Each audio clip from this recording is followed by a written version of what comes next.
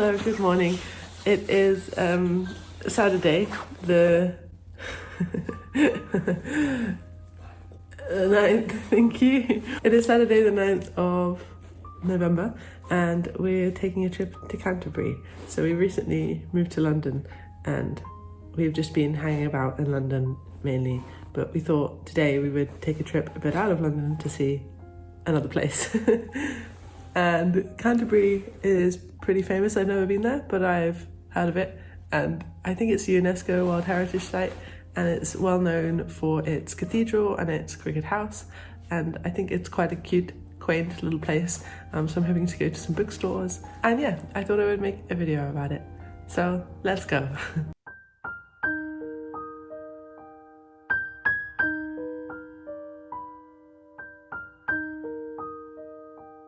So we're at the station now. There's not much to update on, we're just at the station. I got a hot chocolate.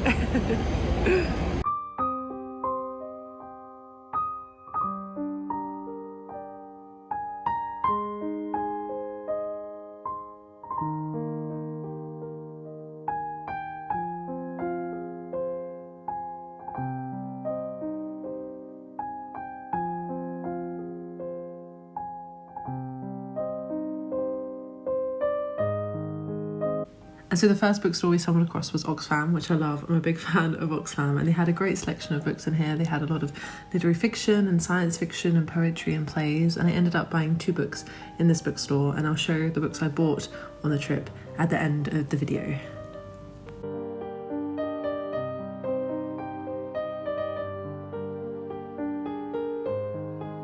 Then bookstore number 2 was the Works, and I used to go in the Works all the time when I was a teenager because they have such a great selection of young adult fiction, and it looked like they still did. They had The Hunger Games for £5, and they had a lot of box sets, which are always fun to buy because it's so exciting, like diving into a new series when you have all these books that you can read within the series. And I can't say that I read a lot of YA fiction nowadays, but it was interesting to see kind of what is popular in YA at the moment. Then the next bookstore we visited was my favourite of the whole trip. It's called the Cricket House, and it's in this cricket house. And it seems to be a charity run by volunteers, and also a secondhand bookstore. So a lot of the books were pretty cheap.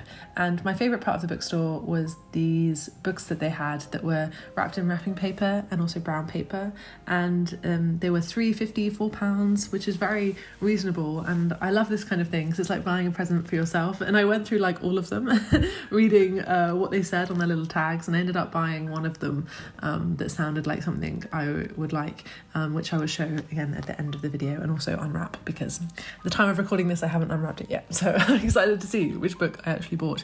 So we just went in a lovely bookstore. You can see it there. It's in an old house, and they had these good books in wrapping paper. And so I bought one.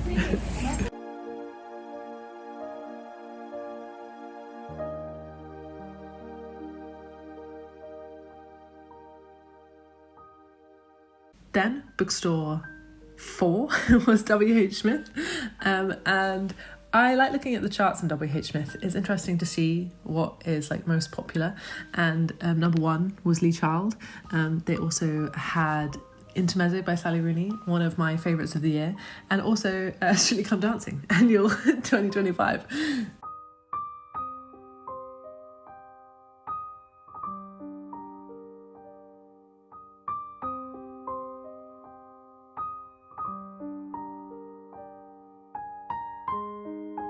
Then bookstore 5 was the Chaucer bookshop. I was interested in visiting this one because Chaucer is famous for writing the Canterbury Tales, and this bookstore had quite an eclectic range of fiction.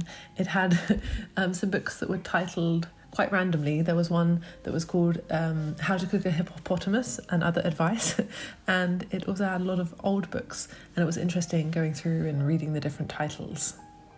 Then, finally, I couldn't go on a bookstore trip without visiting Waterstones, and I love the tables that they have in Waterstones.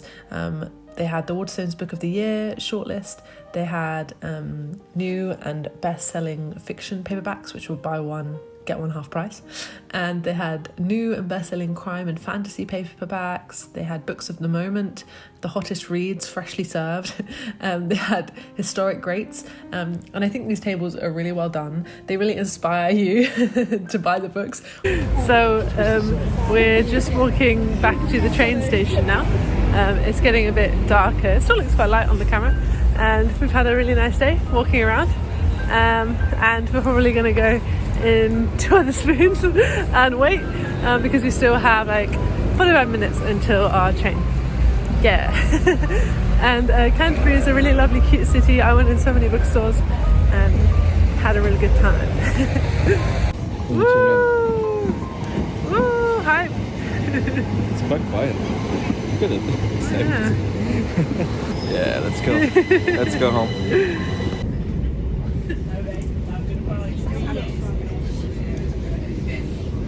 What are you gonna do? Stop.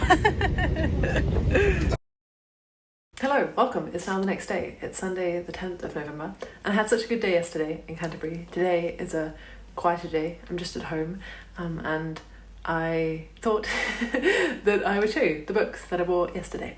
So I bought 2 books from Oxfam and 2 books from the Cricket House. So the first book I'll show you is a book from Oxfam that I bought, and I asked my partner to pick me out a book and he picked out this one, which was quite apt actually because I recently read an Ali Smith book. I recently read Autumn by Ali Smith and really enjoyed it. And he didn't know that, so it was kind of random that he picked this one. But he picked Public Library and Other Stories by Ali Smith.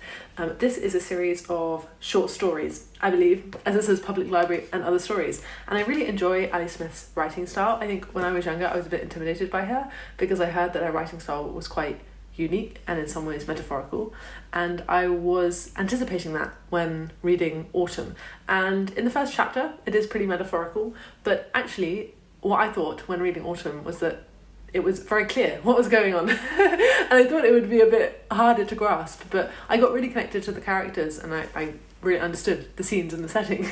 So I'm less intimidated by her now and I would like to continue reading her works. And so yeah, it was really nice that he picked this one out. And I really like the front cover with the 2 people reading the books, and I'm a big fan of public libraries, so excited for that one. And I also bought a play. So when I was at university I worked in a library and I would often spend my shifts reading plays because I was really interested in plays at the time, and also it doesn't take too long to read a play, so I would like try to read 2 plays per shift.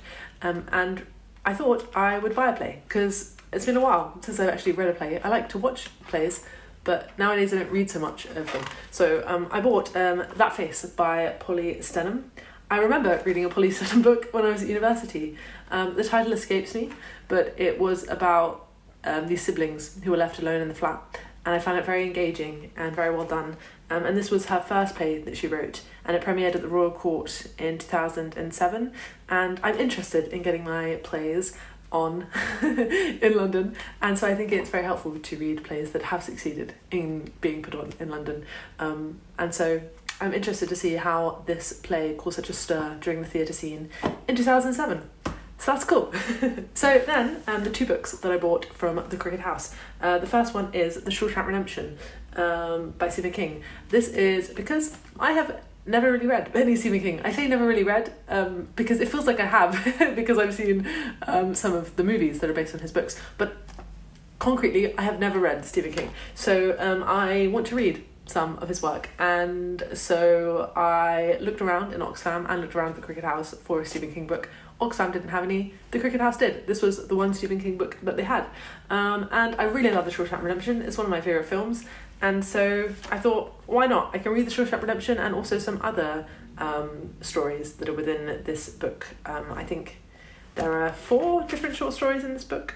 Look likes it, so cool. Then finally, let's open this book. So this book is wrapped up. And so I got this book from the Cricket House. They had a lot of wrapped up books and I love that idea, and how great to buy one for £4. And it says on the tag, and the writing is actually quite hard to read, but I'll give it a go. It says, a rural village is alive with speculation about the sale of a house. Then a couple arrive and begin to turn the house and land into a rural something.